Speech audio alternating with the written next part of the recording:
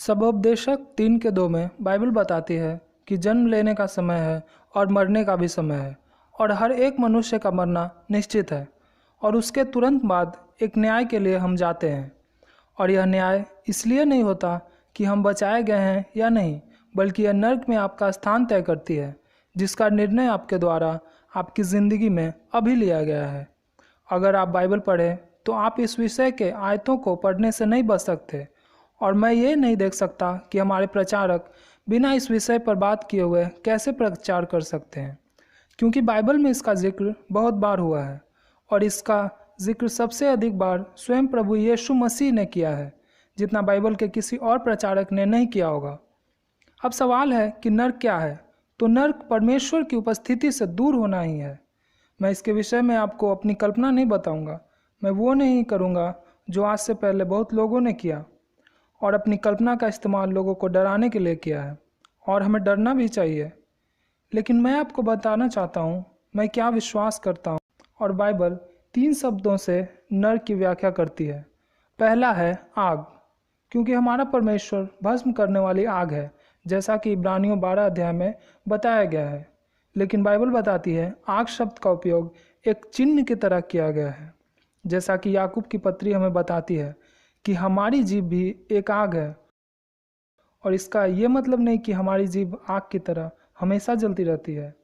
ये बस एक चिन्ह है, और प्रभु यीशु मसीह ने इस चिन्ह का उपयोग बार बार किया है कि आग परमेश्वर के लिए प्यास है जो कभी नहीं बुझाई जाएगी।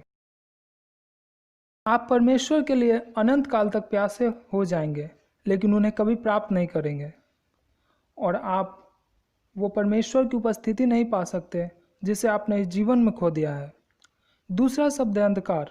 बाइबल हमें बताती है परमेश्वर ज्योति है, और मत्ती 8:12 में लिखा है, परंतु राज्य के संतान बाहर अंधकार में डाल दिए जाएंगे, और उस अंधकार को नर्क कहा गया है। यह परमेश्वर से दूर होना है, और यही कारण है कि जो नर्क में जाएंगे वो किसी को भी नहीं देख सकेंगे, क्योंकि अंधकार बहुत ज़्यादा होगी। आप वहाँ जाके उस अंधकार में नाइट क्लब नहीं लगा सकते, और ना ही अपनी मौज मस्ती कर सकते हैं जैसा कि लोग सोचते हैं। ऐसा बिल्कुल नहीं है। यह परमेश्वर से अलग होना है। आप पहली बार प्राकृतिक रूप से मरते हो जब आपकी शरीर मर जाती है, जबकि आपकी आत्मा नहीं मरती, वह जीवित रहती है। लेकिन आत्मा भी परमेश्वर के बिना मरी हुई है, जैसा कि आज है। यहाँ हजारों लोग ऐसे हैं जिनकी आत्मा परमेश्वर के बिना मरी हुई है। आपका शरीर तो जीवित है, आप चर्च जाते हैं और आप धार्मिक भी हैं, जैसा कि आज दुनिया में बहुत से लोग हैं, लेकिन आप दिल से मसीह को नहीं जानते हैं, क्योंकि आपने मसीह के साथ रिश्ता नहीं बनाया है। अब परमेश्वर को नर्क बनाने में कोई खुशी नहीं थी। उन्होंने आपके लिए यह नहीं बनाया, उसने नर्क शैतान और उसके दूतों के लिए बनाया है। लेकिन यदि आप शैतान के मार्ग पर दृढ़ता से चलते रहेंगे तो आप भी वहीं जाएंगे। और वचन बतलाती है कि परमेश्वर की यह इच्छा है कि सभी मनुष्य बचाए जाएं। इसलिए परमेश्वर ने अपने पुत्र को भेजा कि वह आपके लिए क्रूस पर चढ़ाया जाए, और जब यीशु मसीह क्रूस पर मरे तो वो एक न्याय था। परमेश्वर ने आपके स्थान पर मसीह यीशु का न्याय किया।